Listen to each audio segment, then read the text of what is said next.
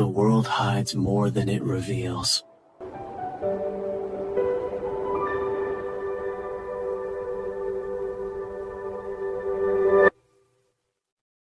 তো গল্পের শুরুটা হচ্ছে ব্যাকল্যান্ডের এক প্রশস্ত কিন্তু প্রায় ফাঁকা একটা বসার ঘরে। আর সেখানে বসে আছেন শার্লক মরিয়ার্টি, যদিও তার আসল নাম ক্লেইন। তিনি একটা খবরের কাগজ দেখছেন, বিনিয়োগের সুযোগ খুঁজছেন, তাই তো? কিন্তু তার মাথায় ঘুরছে অন্য কিছু। হ্যাঁ, একজন নতুন গোয়েন্দা হিসেবে এভাবে শুধু বাড়িতে বসে অপেক্ষা করলে তো চলে না। একদমই না। আর এখানেই আমরা তার চরিত্রের প্রথম অদ্ভুত দিকটা দেখতে পাই। তিনি ভাবছেন দরজায় একটা নোটিশ ঝুলিয়ে দেবেন, যাতে মক্কেলরা পরের অ্যাপয়েন্টমেন্টের সময় লিখে যেতে পারে। কিন্তু পরক্ষণে তার মনে হচ্ছে একজন নতুন অখ্যাত গোয়েন্দার জন্য পরের বার বলে তো কিছু হয় না। আর তার সমাধান এখানেই ব্যাপারটা মজার। তিনি ভাবছেন প্রতিদিন সকালে দৈববাণী করে জেনে নিতে হবে কোনো কাজ আসবে কিনা। একজন প্রাইভেট ডিটেকটিভের মুখে এই কথাটা কিন্তু বেশ অদ্ভুত শোনায়। অবশ্যই, এটা শুরুতেই আমাদের একটা ইঙ্গিত দিয়ে দেয়। তার তদন্তের পদ্ধতি শুধু যুক্তি বা প্রমাণের উপর নির্ভর করে না। আর তার এই বিশেষ ক্ষমতার প্রয়োগ দেখতেও আমাদের খুব বেশি অপেক্ষা করতে হয় না। হঠাৎই ডোরবেলটা বেজে ওঠে। ক্লেইন দরজার দিকে এগিয়ে যান, কিন্তু তার দরজার ফুটো দিয়ে উঁকি দেওয়ার কোনো দরকারই হয় না। না, কারণ তার মনের চোখেই ভেসে ওঠে দরজার বাইরের দৃশ্যটা। একজন বয়স্ক মহিলা, পিঠটা সামান্য কুঁজো, কিন্তু নীল চোখ দুটো ভীষণ জীবন্ত। আর তার পাশে একজন বেশ ফর্মাল পোশাক পরা যুবক। উকি না দিয়েই অতিথিদের দেখতে পাওয়াটা তার এই বিশেষ ক্ষমতারই একটা প্রতিফলন। বোঝা গেল। তো তিনি দরজা খোলেন। মিসেস ডরেস আর তার নাতি সলিসিটর জার্গেন কুপার ভেতরে আসেন। আর তাদের সমস্যাটা বেশ সাধারণ। মিসেস ডরেসের প্রিয় কালো বিড়াল ব্রোডি নিখোঁজ। ক্লিন তো মনে মনে বেশ হতাশ। তিনি নিজেকে শার্লক হোমসের মতো ভাবেন, আর তার প্রথম কেস কি না একটা হারানো বিড়াল খোঁজা। তার নিজেরই মনে হচ্ছে এটা আমাকে ক্লাউনের মতো দেখাচ্ছে। আবার এই তুচ্ছ কাজটা তাকে একজন সত্যিকারের ভারের মতো অনুভব করাচ্ছে। যাই হোক, তিনি 5 সোলি পারিশ্রমিকের বিনিময়ে কাজটা নেন এবং তাদের সাথে মিসেস ডরিসের বাড়ি যান। সেখানে গিয়ে তিনি ব্রডির বাক্স থেকে কয়েকটা কালো পশম সংগ্রহ করেন। তারপর তিনি যা করেন তা বাইরে থেকে দেখলে মনে হবে খুব সাধারণ একটা ব্যাপার। তিনি তার রূপোর হাতল লাগানো বেতটা বের করে নিঃশব্দে কিছু মন্ত্র বলেন। আর ঠিক তারপরেই একটা অদ্ভুত ঘটনা ঘটে। বেতটা নিজে থেকেই খাড়া হয়ে দাঁড়িয়ে যায়, আর তারপর ধীরে ধীরে একটা পুরনো আলমারির দিকে ঝুঁকে পড়ে। অনেকটা ডাউজিং রডের মতো, তাই না, যা দিয়ে জলের উৎস খোঁজা হয়। ঠিক তাই, কিন্তু এখানে ক্লিন ব্যবহার করছেন দৈববাণী, যা তাকে একটা লুকানো জিনিসের দিকে নির্দেশ করছে। আর তিনি খুব সাবধানে কাজটা করেন, যাতে অন্যরা এই অলৌকিক ব্যাপারটা ধরতে না পারে। তিনি আলমারির পাল্লাটা খুলতেই ব্রডি লাফ দিয়ে বেরিয়ে আসে। মিসেস ডরিস, জার্গেন সবাই তো অবাক। জার্গেন যখন জিজ্ঞাসা করে, আপনি কিভাবে জানলেন ওটা ওখানে ছিল, ক্লিনের উত্তরটা ছিল অসাধারণ। তিনি গম্ভীরভাবে বলেন, অনুমান আমার বন্ধু। এখানে ক্লেইনের চরিত্রের একটা বড় দিক আমরা বুঝতে পারি। তিনি তার অসাধারণ ক্ষমতাকে সাধারণ যুক্তির আড়ালে লুকিয়ে রাখতে চান। এটা শুধু নিজেকে বাঁচানোর জন্য নয়, বরং এই রহস্যময় জগতে টিকে থাকার একটা কৌশলও বটে। একদম। একজন বিয়ন্ডার হিসেবে নিজের পরিচয় প্রকাশ করে দিলে বিপদ বাড়তে পারে। তাই তিনি তার দৈববাণীকে অনুমান বা ইনটিউশন বলে চালিয়ে দেন। বেশ, তাহলে প্রথম কেসটা তো খুব সহজেই সমাধান হয়ে গেল। 5 সোলি পারিশ্রমিক নিয়ে তিনি বাড়ি ফেরেন। কিন্তু তার গোয়েন্দা জীবনের আসল চ্যালেঞ্জটা তার জন্য অপেক্ষা করছিল। তার নিজের বাড়ির দরজায় তিনি দেখেন 15-16 বছরের এক কিশোর তার জন্য দাঁড়িয়ে আছে। এই ছেলেটিকে কিন্তু ক্লেইন আগে দেখেছেন ব্যাকল্যান্ডে আসার দিন স্টিম ট্রেনে। হ্যাঁ, ছেলেটিকে কেউ তাড়া করছিল, কিন্তু সে ছিল আশ্চর্যজনকভাবে শান্ত আর পরিণত। তার নাম ইয়ান।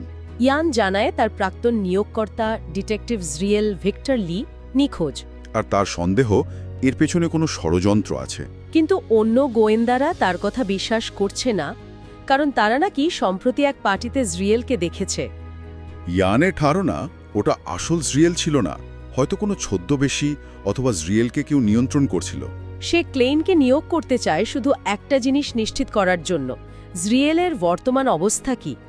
আর পারিশ্রমিকের আলোচনায় বিষয়টা আরও জটিল হয়ে ওঠে। ক্লেইন একটা অদ্ভুত প্রস্তাব দেন, অগ্রিম 5 পাউন্ড, যা অনেক বড় অঙ্ক, এবং মিশনের শেষে ইয়ান তার জন্য 3টি কাজ করে দেবে। কাজগুলো কঠিন হবে না, কিন্তু চুক্তিটা স্বাভাবিক নয়। আর ইয়ান সঙ্গে সঙ্গে রাজি হয়ে যায়। এই চুক্তি থেকে বোঝা যায় ক্লেইন বুঝতে পেরেছেন এই কিশোরের মধ্যে বিশেষ কিছু আছে, হয়তো তার যোগাযোগ বা দক্ষতা, যা টাকার চেয়েও বেশি মূল্যবান। ইয়ান চলে যাওয়ার পর ক্লেইন একটা পয়সা দিয়ে দৈববাণী করার চেষ্টা করেন। তিনি জানতে চান এই কেসের সাথে কোনো অলৌকিক শক্তি জড়িত কিনা। কিন্তু দৈববাণী ব্যর্থ হয়, পয়সাটা তার হাত থেকে পিছলে মাটিতে পড়ে যায়। এর মানে কি? এর মানে হলো তথ্যের অভাব, তাই তো? ঠিক। ইয়ান অনেক কিছু গোপন করেছে। সে বলেনি জিরিয়েল কি নিয়ে তদন্ত করছিল বা তাকেই বা কেন অনুসরণ করা হচ্ছিল। এই অসম্পূর্ণ তথ্যের কারণেই দৈববাণী কোনো উত্তর দিতে পারেনি। এটা ক্লেইনের জন্য একটা বড় সতর্ক বার্তা ছিল। এই কেসটা যতটা সহজ মনে হচ্ছে ততটা নয়। সেই রাতেই ক্লেইন তদন্তে নামেন।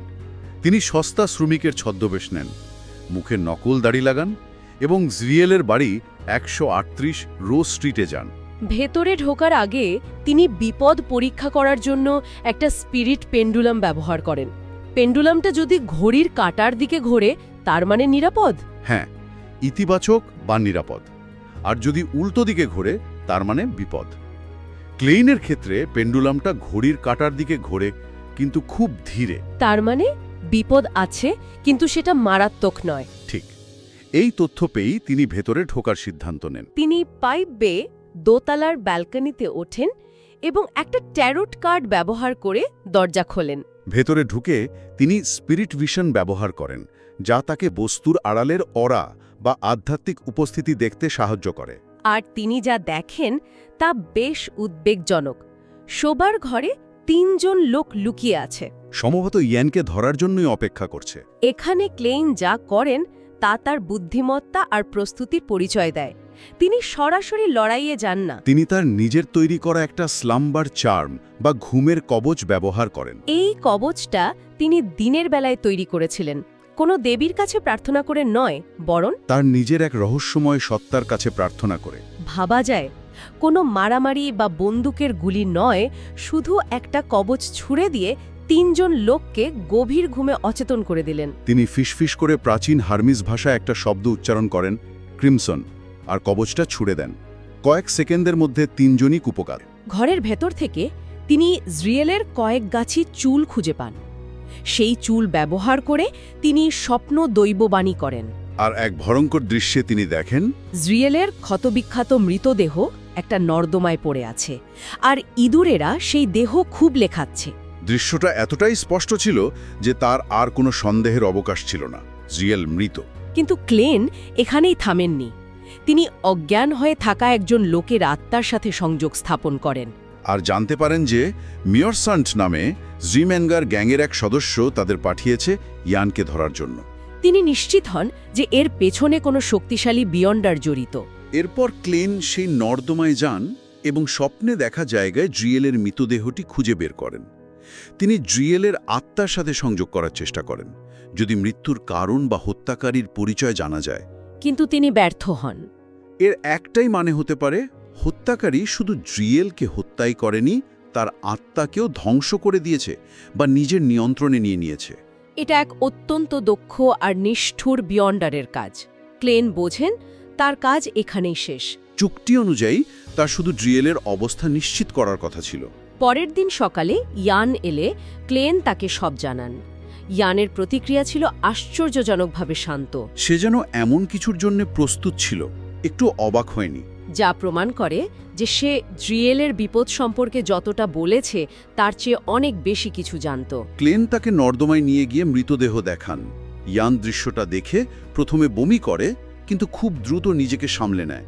মিশন শেষ। ক্লেন এবার তার প্রতিশ্রুতির কথা মনে করিয়ে দেন। তিনি প্রথম কাজটি চান, লাইসেন্স ছাড়া বন্দুক কেনার উপায়, একটা 15-16 বছরের ছেলের কাছে। এটা কি একটু অস্বাভাবিক নয়? অবশ্যই অস্বাভাবিক। আর ইয়ান তাকে সঙ্গে সঙ্গে ব্যাকল্যান্ড ব্রিজের কাছে ব্রেভ হার্টস বারে ক্যাসপার স্কালিনিনের সাথে যোগাযোগ করতে বলে এবং একটি সাংকেতিক নামও দেয়। এই আদান প্রদান থেকে ইয়ানের চরিত্র সম্পর্কে আরও অনেক কিছু পরিষ্কার হয়ে যায়। সে কোনো সাধারণ কিশোর নয়, সে আন্ডারওয়ার্ল্ডের সাথে পরিচিত এবং তার যোগাযোগও আছে। ইয়ান চলে যাওয়ার পর ক্লেইনের মনে খটকা লাগে। তিনি পুরোপুরি সন্তুষ্ট হতে পারেন না। তিনি লুকিয়ে অপেক্ষা করেন এবং দেখেন ইয়ান আবার সেই নর্দমায় ফিরে যাচ্ছে। এটা স্পষ্ট হয়ে যায় যে ইয়ান মৃতদেহের উপর কিছু খুঁজছিল, হয়তো এমন কোনো ক্লু বা বস্তু যা জিরিয়েলের কাছে ছিল এবং যার জন্যই তাকে মরতে হয়েছে। ইয়ান যা বলেছে তার চেয়ে অনেক বেশি কিছু সে জানে। তাহলে ক্লেইনের দিক থেকে গল্পটা এখানে একটা রহস্যের মোড়ে এসে দাঁড়ালো। তার মক্কেলই এখন সবচেয়ে বড় ধাঁধা। কিন্তু মজার ব্যাপার হলো এই গল্পের সুতোটা শহরের অন্য এক প্রান্তে সম্পূর্ণ ভিন্ন এক পরিস্থিতিতেও বোনা হচ্ছিল। দৃশ্যপট বদলে যায়। আমরা চলে যাই এমপ্রেস বড়োর ভাইকাউন্ট গ্লেন্টের বাড়িতে। অড্রে নামের এক অভিজাত তরুণী তার 2 সহযোগী জিও এবং ফোর্সকে 800 পাউন্ড পারিশ্রমিক দিচ্ছে। তারা অলৌকিক জগতের বিভিন্ন বিষয় যেমন পোষণ ফর্মুলা এবং সাইকোলজি, অ্যালকেমিস্টদের মতো গোপন সংগঠন নিয়ে আলোচনা করছে। এই দৃশ্যটা আমাদের দেখায় যে ব্যাকল্যান্ডে অলৌকিক জগৎ শুধু অন্ধকার গলি বা গোয়েন্দাদের মধ্যেই সীমাবদ্ধ নয়, এটি অভিজাত সমাজের ড্রয়িং রুমেও সমানভাবে সক্রিয়। অড্রে, জিও এবং ফোর্স এই 3 জনও বিয়ন্ডা। আলোচনার এক পর্যায়ে জিও ভাইকাউন্টের লাইব্রেরি থেকে 2টো বই ধার নেয়। সেদিন সন্ধ্যায় নিজের বাড়িতে বসে বইটি পড়ার সময় সে মলাটের ভেতরে একটা পুরনো কাগজ খুঁজে পায়। কাগজের এক পিঠে রসেল সম্রাট দ্বারা নির্মিত কিছু বিশেষ প্রতীক আঁকা ছিল, আর অন্য পিঠে প্রাচীন হার্মিস ভাষায় একটি মন্ত্র লেখা ছিল। জিও কৌতূহলী হয়ে সেই মন্ত্রটি উচ্চারণ করার চেষ্টা করে। সে প্রাচীন হর্মিস ভাষায় লেখাটি পড়তে শুরু করে। The fool who doesn't belong to this era, the mysterious ruler above the gray fog, the king of yellow and black who wields good luck. এটা তো ঠিক সেই মন্ত্র যা ক্লেইন তার দৈববাণী এবং কবচ তৈরির সময় ব্যবহার করে। গল্পের শুরুটা হচ্ছে চেরউড বড়োতে, ক্লাইনের ফ্ল্যাটে। কাঠকয়লার আগুন ঘরটাকে বেশ আরামদায়ক উষ্ণতা দিচ্ছে। আর ক্লেইন খবরের কাগজের বিজ্ঞাপনের পাতায় চোখ বোলাচ্ছে। একটা নতুন পরিবহন যানে বিনিয়োগ করার কথা ভাবছে আর কি। হ্যাঁ, ওর জীবনটা আপাতদৃষ্টিতে বেশ শান্ত। একজন সাধারণ প্রাইভেট ডিটেকটিভের মতোই মামলার তদন্ত করা, তথ্য সংগ্রহ করা আর অবসর সময়ে ভবিষ্যতের চিন্তা। তার চেতনার গভীরে একটা অলিক বেশ অস্পষ্ট প্রার্থনার শব্দ ভেসে আসে। প্রথমে সে কি ভাবে এটা ট্যারো ক্লাবের কাজ। হ্যাঁ, প্রথমে সে ভাবে এটা হয়তো তার তৈরি করা গোপন সংগঠন ট্যারো ক্লাবের কোনো সদস্যের কাজ, হয়তো the hanged man, miss justice বা দ্য সান। কিন্তু দ্রুতই বুঝতে পারে যে এই কণ্ঠস্বরটা সম্পূর্ণ নতুন, অচেনা। ঠিক, এটা কোনো পরিকল্পিত যোগাযোগ ছিল না, বরং এক আকস্মিক আহ্বান। ক্লেইন সাথে সাথে সতর্ক হয়ে যায়। সে তার শোবার ঘরে গিয়ে দরজা বন্ধ করে এবং এক বিশেষ প্রক্রিয়ার মাধ্যমে তার চেতনাকে জাগতিক জগৎ থেকে বিচ্ছিন্ন করে নিয়ে যায়। সেই ধূসর কুয়াশার ওপরের আধ্যাত্মিক জগতে। ওটা তো ওর গোপন দুর্গ, ওর শক্তির উৎস। সেখানে সে তার সিংহাসন দ্য ফুল এর আসরে বসে আর দেখতে পায় একটা অস্পষ্ট আলোর দ্যুতি থেকে প্রার্থনাটা আসছে। আর যখন সে তার মনোযোগ সেখানে কেন্দ্রীভূত করে, দৃশ্যটা স্পষ্ট হয়ে ওঠে। সে দেখে নাইট প্রশিক্ষণার্থীর পোশাকে একটা মেয়ে সোফায় গুটিয়ে বসে ভয়ে ভয়ে প্রার্থনা করছে। আর ক্লেইন বুঝতে পারে এই মেয়েটি মিস জাস্টিসের সুপারিশ করা সেই সম্ভাব্য নতুন সদস্য, যাকে ওর যাচাই করার কথা ছিল। কিন্তু ওই তরুণী কেন প্রার্থনা করছে? ঠিক কি হয়েছে? একই সময়ে আমরা চলে যাই জিও ডেরেচার ফ্ল্যাটে। সে একটা পুরনো বইয়ের ভেতর থেকে পাওয়া এক টুকরো কাগজে লেখা প্রাচীন হার্মিস ভাষার একটা বাক্য পাঠ করেছে। বাক্যটা ছিল এই যুগের বাইরের দ্য ফুল, আর এটা উচ্চারণ করার সাথে সাথেই ওর রক্ত হিম হয়ে যায়। অকাল্ট বা রহস্যবাদে ওর যেটুকু জ্ঞান, তাতেই ও বুঝে ফেলে যে কি ভয়ঙ্কর ভুল করে ফেলেছে। একদম, সে কোনো সাধারণ মন্ত্র পড়েনি। সে এক গুপ্ত এবং সম্ভবত অশুভ শক্তির আসল নাম উচ্চারণ করেছে। এই ধরনের সত্তাকে সরাসরি আহ্বান করা মানে তো সাক্ষাৎ বিপদ ডেকে আনা। ও ভয়ে পুরো ঘরটা জরিপ করে, কিন্তু কোনো পরিবর্তন দেখতে পায় না। কোনো ছায়ামূর্তি নেই, কোনো অশুভ শক্তিও নেই।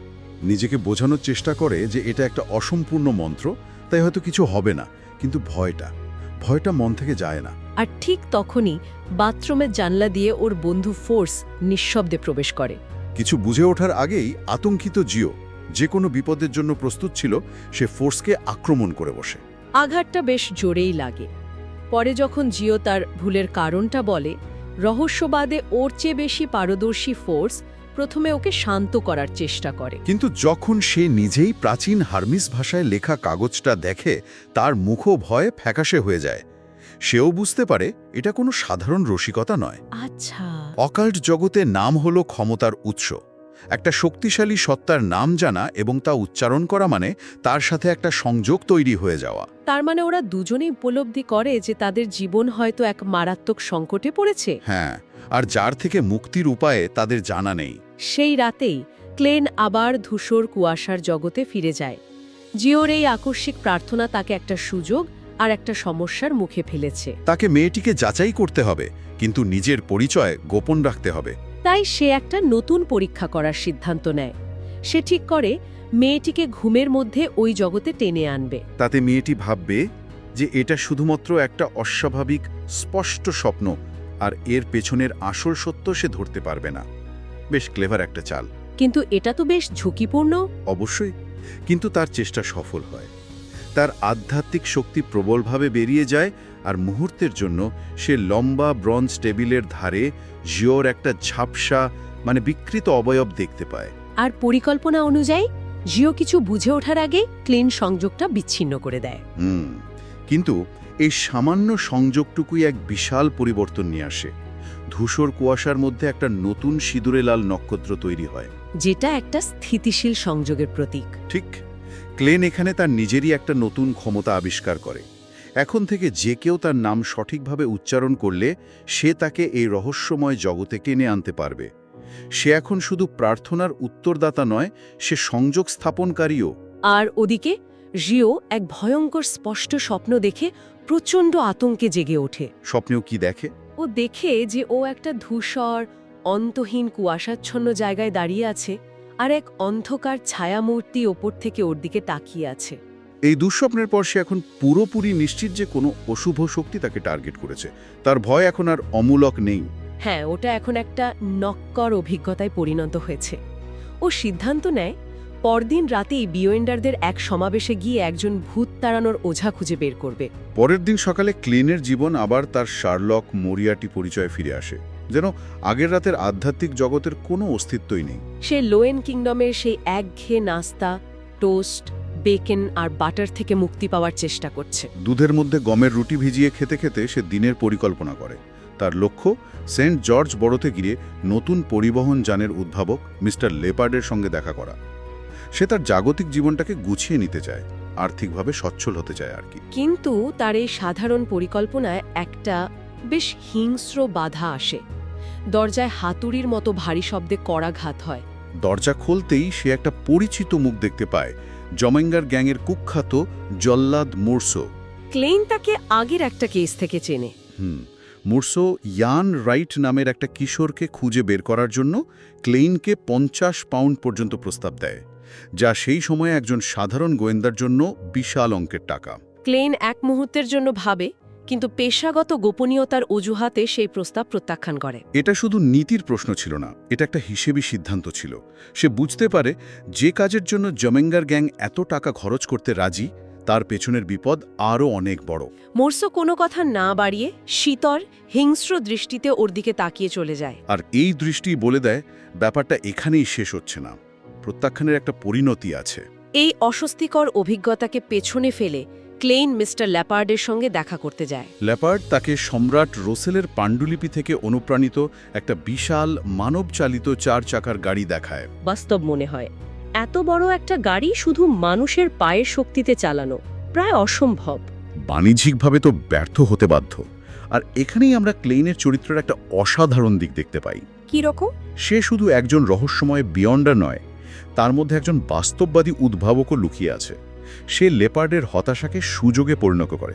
সে একটা বিকল্প প্রস্তাব দেয়, একটা সহজ 2 চাকার যান, মানে বাইসাইকেলের ধারণা। ঠিক, সে বোঝায় এর বাজার কত বড় হতে পারে। পোস্টম্যান থেকে শুরু করে সাধারণ ব্যবসায়ী অনেকেই সময় আর অর্থ বাঁচাতে এটা ব্যবহার করবে। এটা কোনো কাল্পনিক যন্ত্র নয়, বরং সাধারণ মানুষের প্রয়োজন মেটানোর একটা বাস্তবসম্মত সমাধান।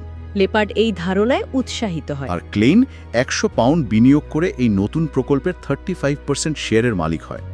এটা শুধু একটা বিনিয়োগ নয়, এটাই নতুন পৃথিবীতে তার নিজের পরিচয় এবং ভবিষ্যৎ গড়ার একটা পদক্ষেপ। সেদিন সন্ধ্যায় গুড়ি গুড়ি বৃষ্টির মধ্যেই ক্লেইন বাড়ি ফেরে। তার মন হয়তো বাইসাইকেলের ভবিষ্যৎ নিয়ে ভাবছিল, কিন্তু সকালের সেই হুমকিটা তার অবচেতনে ওত পেতে ছিল। সে বাথরুমে প্রবেশ করার মুহূর্তে এক ভয়ঙ্কর অতর্কিত হামলার শিকার হয়। আয়নার প্রতিবিম্বে সে একজোড়া খুনি চোখ দেখতে পায়। প্রায় সহজাত প্রবৃত্তিতে সে একপাশে গড়িয়ে সরে যায়, আর ঠিক সেই মুহূর্তে একটা বিষাক্ত ডার্ট তার আগের জায়গায় এসে বিদ্ধ হয়। হামলাকারী আর কেউ নয়, সকালের সেই অতিথি মোরসো। মোরসোর শক্তি আর গতি ছিল অতিমানবীয়, যেন এক ক্ষিপ্র ভালুক। আর এখানেই গল্পের মোড়টা ঘুরে যায়। ক্লেইন বুঝতে পারে সে কোনো সাধারণ গুন্ডার সাথে লড়ছে না। মোরসো একজন বিয়ন্ডার, অর্থাৎ সে এমন একজন যে জাদুকরী জেলি পান করে অতি মানবীয় ক্ষমতা অর্জন করেছে। এই জগতের নিয়মকানুন সাধারণ মানুষের জন্য একরকম, আর বিয়ন্ডারদের জন্য সম্পূর্ণ ভিন্ন। এক্স্যাক্টলি। ক্লেইন এখন শুধু একজন গোয়েন্দা নয়, সে এক বিয়ন্ডার, যে অন্য এক বিয়ন্ডারের সাথে জীবন মরণের লড়াই লড়ছে। শারীরিক শক্তিতে ক্লেইন মোরসোর সাথে পেরে উঠছিল না। মোরসো প্রত্যেকটা আঘাত ছিল প্রচণ্ড শক্তিশালী। ক্লেইন তার নিজের পূর্বাভাস শক্তি আর অসাধারণ চটপটে মনোভাবের ওপর নির্ভর করে কোনো মতে নিজেকে রক্ষা করতে থাকে, কিন্তু সে বুঝতে পারছিল এভাবে বেশিক্ষণ টিকতে পারবে না। যখন সে বুঝতে পারে যে সরাসরি লড়াইয়ে জেতা সম্ভব নয়, সে কৌশল অবলম্বন করে। সে ইচ্ছাকৃতভাবে নিজেকে বসার ঘরের কফি টেবিলের দিকে ছিটকে পড়তে দেয়, যেন সে পুরোপুরি কাবু হয়ে পড়েছে। মাটিতে পড়ে থাকা কাগজপত্রের মধ্য থেকে সে একটা চুক্তির কাগজ তুলে নেয়। মোরসো যখন তাকে শেষ আঘাত করার জন্য এগিয়ে আসে, ক্লেইন তার সমস্ত শক্তি এবং বিয়ন্ডার হিসাবে পাওয়া নিয়ন্ত্রণ ব্যবহার করে হাতের কাগজটি একটা ইস্পাতের ডার্টের মতো ছুঁড়ে মারে। এটা কোনো সাধারণ কাগজ ছোড়া ছিল না। না, এটা ছিল তার ক্ষমতার এক মারাত্মক প্রয়োগ। কাগজটা অবিশ্বাস্য গতিতে গিয়ে মোরসোর গলায় বিদ্ধ হয়। শ্বাসনালী কেটে যাওয়ায় মোরসো মাটিতে লুটিয়ে পড়ে এবং কিছুক্ষণ ছটফট করে মারা যায়। ক্লিন এক মুহূর্তের জন্য স্তব্ধ হয়ে যায়। আত্মরক্ষার জন্য হলেও সে একজন মানুষকে হত্যা করেছে। এই ঘটনাটা ওর জীবনকে চিরদিনের জন্য বদলে দিয়েছে। তার ভেতরের সাধারণ মানুষটা আতঙ্কিত, কিন্তু তার ভেতরের বিয়ন্ডারটা জানে টিকে থাকার জন্য এটা জরুরি ছিল। এর পরের কয়েক মুহূর্ত ক্লেইনের কৌলিং আর হিসাবই মনের পরিচয় দেয়। সে আতঙ্কিত হয়ে বসে থাকে না। সে মৃতদেহের ওপর একটা আধ্যাত্মিক আচার, মিডিয়ামশিপ প্রয়োগ করে, আর জানতে পারে যে মুরসোকে পাঠিয়েছিল মিস্টার অ্যাম্বাসেডর, যিনি সম্ভবত ইন্টিস প্রজাতন্ত্রের রাষ্ট্রদূত। তাদের লক্ষ্য ছিল ইয়ান নামের সেই কিশোর, যার কাছে কোনো অত্যন্ত গুরুত্বপূর্ণ জিনিস আছে। সে আরও জানতে পারে যে মোরসোর বিয়ন্ডার ক্ষমতা ওই রাষ্ট্রদূতেরই দেওয়া। তার মানে সে শুধু এক গুন্ডাকে হত্যা করেনি, সে এক আন্তর্জাতিক ষড়যন্ত্রের মধ্যে নিজেকে জড়িয়ে ফেলেছে। ঠিক। ফ্ল্যাটের মধ্যে একটা মৃতদেহ নিয়ে ক্লেইন 3টি পথের কথা ভাবে: পুলিশকে জানানো, লাশ গুম করা, নাকি পালিয়ে যাওয়া। প্রত্যেকটা পথেরই নিজস্ব ঝুঁকি ছিল। পালিয়ে গেলে তার আসল পরিচয় ফাঁস হয়ে যাওয়ার ভয়, আর লাশ গুম করলে রাষ্ট্রদূতের মতো শক্তিশালী শত্রুর পরবর্তী হামলার আশঙ্কা। এখানেই সে তার সবচেয়ে বড় অস্ত্রটা ব্যবহার করে, ডিভিনেশন বা ভবিষ্যৎ কথন। সে ট্যারোট কার্ডের মাধ্যমে সবচেয়ে কম ঝুঁকিপূর্ণ পথটা খুঁজে বের করে, আর সেটা হলো পুলিশকে জানানো। এরপর সে অত্যন্ত সতর্কতার সাথে ঘটনাস্থল সাজাতে শুরু করে। সে মোরসোর নিজের ছোরা তার হাতে ধরিয়ে দেয় এবং নিজের তৈরি করা ক্ষতটিকে এমনভাবে তৈরি করে যেন ধস্তাধস্তির সময় দুর্ঘটনাবশত আঘাত লেগেছে। সে এক পেশাদার গোয়েন্দার মতোই সব প্রমাণ সাজায়, যেন তার আত্মরক্ষার গল্পটা পুরোপুরি বিশ্বাসযোগ্য হয়। কিন্তু সবচেয়ে গুরুত্বপূর্ণ কাজটা ছিল আধ্যাত্মিক প্রমাণ লোপাট করা।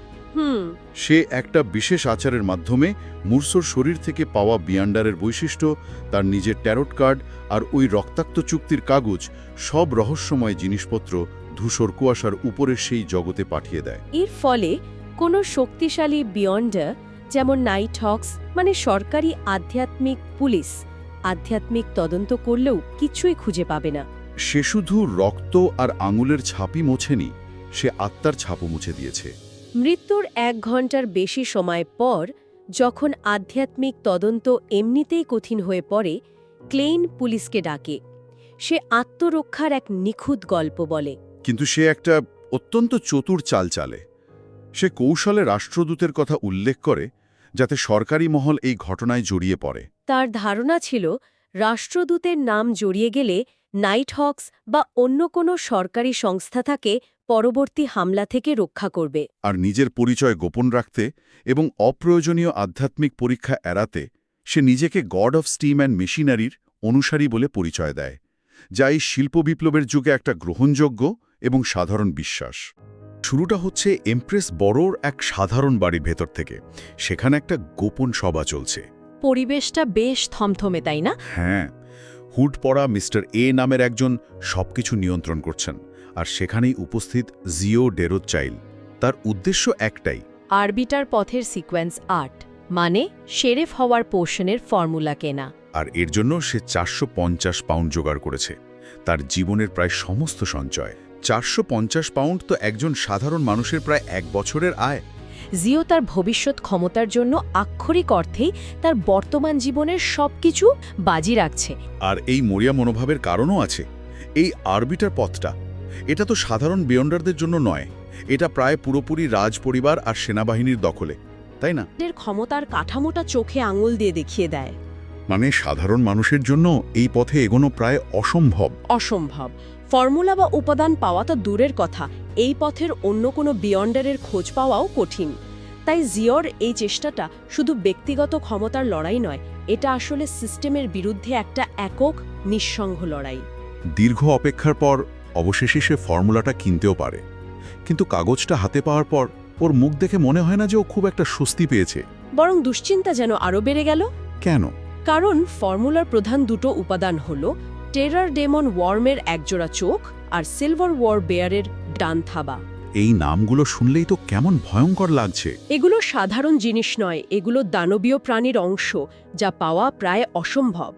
বিক্রেতা জেনে শুনেই তাকে এমন একটা ফর্মুলা বিক্রি করেছে যার উপাদান জোগাড় করা প্রায় অসম্ভব। জিও 450 পাউন্ড খরচ করে একটা স্বপ্ন কিনেছে, কিন্তু সেই স্বপ্ন সত্যি করার পথটা আরও অনেক বেশি কঠিন এবং ব্যয়বহুল। আর এখানেই শেষ নয়। ফর্মুলা কেনার পরেই জিও এক অদ্ভুত ভয়ে আক্রান্ত হয়। তার মনে হতে থাকে কোনো অশুভ আত্মা বা শক্তি তাকে অনুসরণ করছে, আর তাই জিওর নিজের সুরক্ষার জন্য আরও 30 পাউন্ড খরচ করে একজন বিশেষজ্ঞের সাহায্য চায়। ঠিক, সে বুঝতে পারছে শুধু ক্ষমতা অর্জন করলেই হবে না, সেই ক্ষমতা ব্যবহারের আগে নিজেকে সুরক্ষিত রাখতে হবে। আর তখনই তাদের সাথে দেখা হয় সাদা মুখোশ পরা এক অদ্ভুত ব্যক্তির, যিনি নিজেকে সূর্যের উপাসক বলে পরিচয় দেন। লোকটি সূর্যের প্রতীক ব্যবহার করে এক শক্তিশালী শুদ্ধিকরণ অনুষ্ঠান শুরু করে, আর সঙ্গে সঙ্গে পুরো ঘরটা এক পবিত্র আর উষ্ণ আলোয় ভরে যায়। জিও আর তার বান্ধবী ফোর্স অনুভব করে, তাদের মনের সব ভয় আর উদ্বেগ যেন সেই আলোয় মিলিয়ে যাচ্ছে। রাইস পুলিশ স্টেশনের এক ঠান্ডা সেলে বন্দী হয়ে থাকা ক্লেইন, সে হঠাৎ তার হাতের পিছনে একটা উষ্ণতা অনুভব করে। সে নিজেকে আবিষ্কার করে রাইস পুলিশ স্টেশনের এক বেঞ্চে, কিছু সাধারণ চোর আর মাতালের সাথে। কিছুক্ষণ পরেই তাকে জিজ্ঞাসাবাদের জন্য একটা ছোট স্যাঁতস্যাঁতে ঘরে নিয়ে যাওয়া হয়, আর সেখানে তার মুখোমুখি হয় এক শীতল চোখের পুলিশ অফিসার। এই অফিসার কিন্তু সাধারণ নন। না, একেবারেই না। তিনি আরবিটার পথের সিকোয়েন্স 7 একজন ইন্টারোগেটর। এই পদের বিয়ন্ডারদের ক্ষমতা সাধারণ জিজ্ঞাসাবাদের থেকে অনেক ভয়ঙ্কর। তারা মানুষের মনে সরাসরি প্রবেশ করতে পারে। হ্যাঁ, এটা শুধু চাপ দেওয়া নয়, এটা অনেকটা মানসিক সার্জারির মতো। তারা মানুষের ভয়, দুর্বলতা আর গোপন স্মৃতিগুলোকে জাগিয়ে তুলে প্রতিরোধ ভেঙে দেয়। তার ক্ষমতাটা অনেকটা অদৃশ্য বৈদ্যুতিক চাবুকের মতো, যা শরীরকে নয়, আত্মাকে আঘাত করে। কিন্তু ক্লেইন তো সাধারণ মানুষ নয়। যখন ইন্টারোগেটর তার মানসিক আক্রমণ শুরু করে, ক্লেইন এক ভয়ঙ্কর যন্ত্রণা অনুভব করে, কিন্তু সে ভেঙে পড়ে না। কিভাবে সে এটা প্রতিরোধ করতে পারল? এর কারণ হল ক্লেইনের আত্মাটাই অন্যদের চেয়ে আলাদা।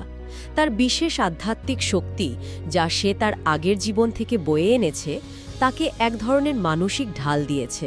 তাই সে শান্তভাবে, কোনো রকম দ্বিধা ছাড়াই সব প্রশ্নের সত্যি উত্তর দিয়ে দেয়।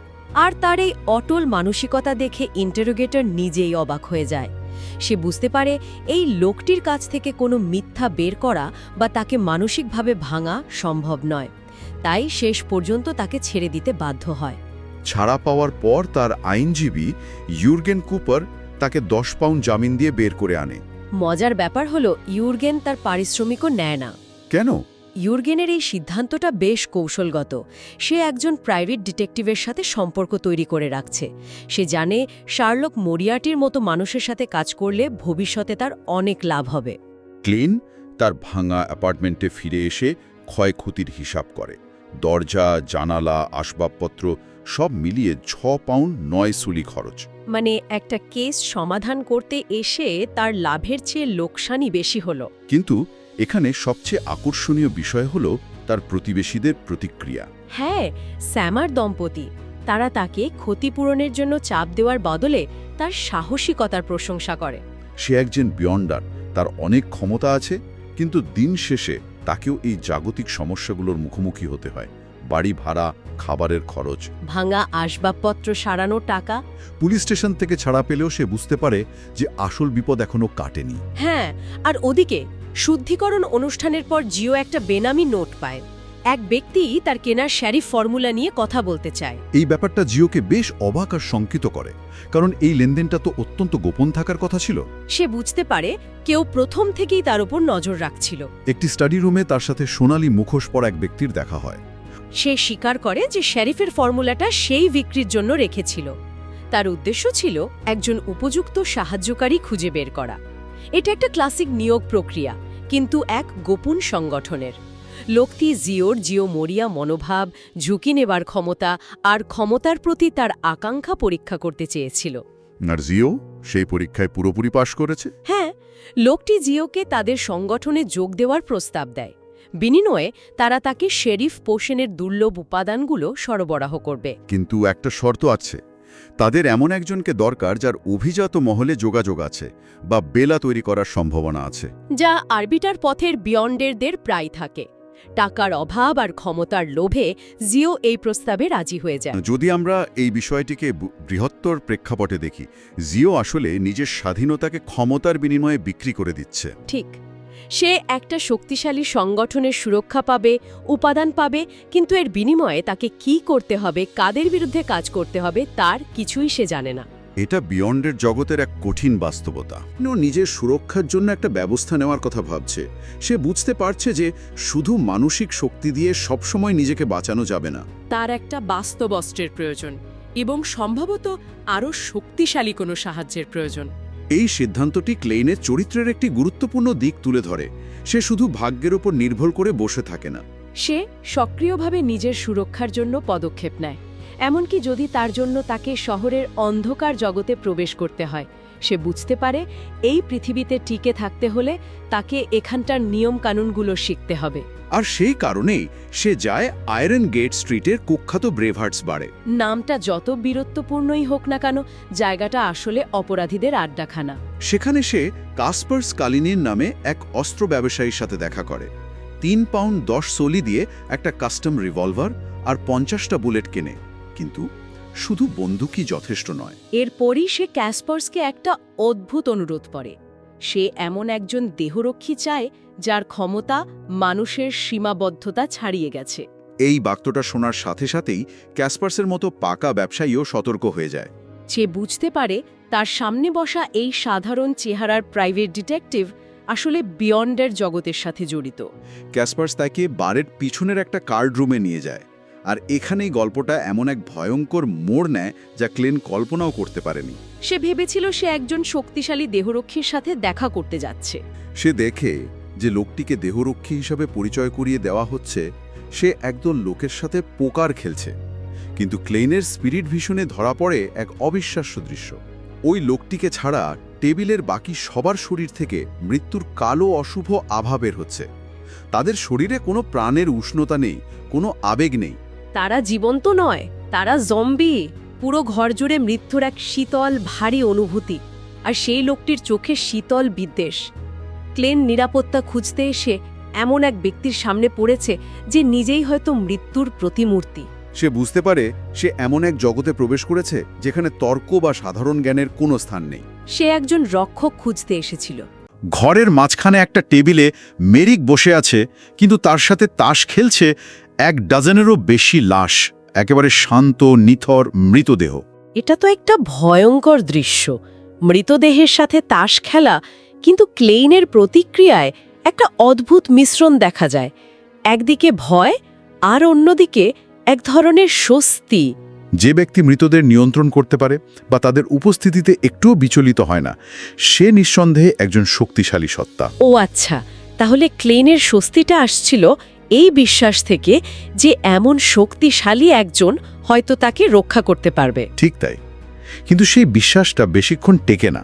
হ্যাঁ, ক্লেইন যখন সৎভাবে তার পরিস্থিতি ব্যাখ্যা করেন, বলেন যে তার শত্রু একজন রাষ্ট্রদূত যার পেছনে হয়তো একটা পুরো দেশের সমর্থন আছে, তখন মেরিকের প্রতিক্রিয়া পুরোপুরি বদলে যায়। একেবারে মেরিকের সেই আত্মবিশ্বাসী উন্মাদ ভাবটা যেন এক মুহূর্তে উবে যায়। সে প্রায় 1 মিনিটের জন্য পাথরের মতো জমে থাকে, তারপর মিশনটিকে অমূল্য বলে সরাসরি প্রত্যাখ্যান করে। একজন রাষ্ট্রদূতের সাথে শত্রুতা মানে একটা দেশের সামরিক এবং গুপ্তচর সংস্থার বিরুদ্ধে যাওয়া। মেরিক শক্তিশালী হতে পারে, কিন্তু সে তো আর আত্মহত্যা করতে চায় না, তাই না? ঠিক, বারে ব্যর্থ হওয়ার পর ক্লেইনের মনে একটা দ্বন্দ্ব শুরু হয়। তিনি ভাবেন, যদি তিনি সত্যটা একটু ঘুরিয়ে বলতেন, যদি মিশনটাকে একটু সহজভাবে দেখাতেন, তাহলে হয়তো মেরিক রাজি হয়ে যেত। কিন্তু তিনি সেটা করেননি। ক্লেন এখন গোয়েন্দা পথের একজন বিয়ন্ডার। আর একজন গোয়েন্দার মূল ভিত্তি হল সত্য অনুসন্ধান, পর্যবেক্ষণ এবং যুক্তি। একদম। সে যদি প্রতারণার আশ্রয় নেয়, তাহলে সে তার ক্ষমতার মূল ভিত্তি থেকে সরে আসে। নীতির বিরুদ্ধে গেলে মানসিক নিয়ন্ত্রণের বাইরে চলে যাওয়ার ঝুঁকি থাকে। সে মিথ্যা বলে একজন দেহরক্ষী হয়তো পেত, কিন্তু বিনিময়ে নিজের সত্তা হারানোর ঝুঁকি নিতে হতো। তাহলে শারীরিক সুরক্ষা পাওয়ার রাস্তা যখন বন্ধ হয়ে গেল, তখন তিনি তার অন্য ক্ষমতার দিকে ঝুঁকলেন, সেই রহস্যময় ধূসর কুয়াশার ওপরের জগৎ।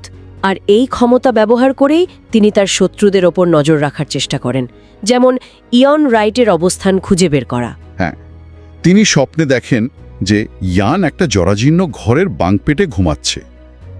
তিনি অনুভব করেন যে জিও আর ফোর্স নামে দুজন বিয়ন্ডার একটা পরিশোধন অনুষ্ঠান করছে। তাদের প্রার্থনা শক্তি তাকে সেই ক্রিমসন স্টারের দিকে আকৃষ্ট করে এবং তিনি তাদের কথোপকথন শুনতে পান। তিনি জানতে পারেন যে জিও শেরিফ পোশনের পরবর্তী পর্যায়ের জন্য উপাদান খুঁজছে। তার মানে ক্লেনকে সক্রিয়ভাবে কারুর উপর গুপ্তচরবৃত্তি করতে হচ্ছে না, অন্যেরাই নিজেদের ধর্মীয় আচারের মাধ্যমে নিজেদের তথ্য ক্লেনের কাছে পাঠিয়ে দিচ্ছে।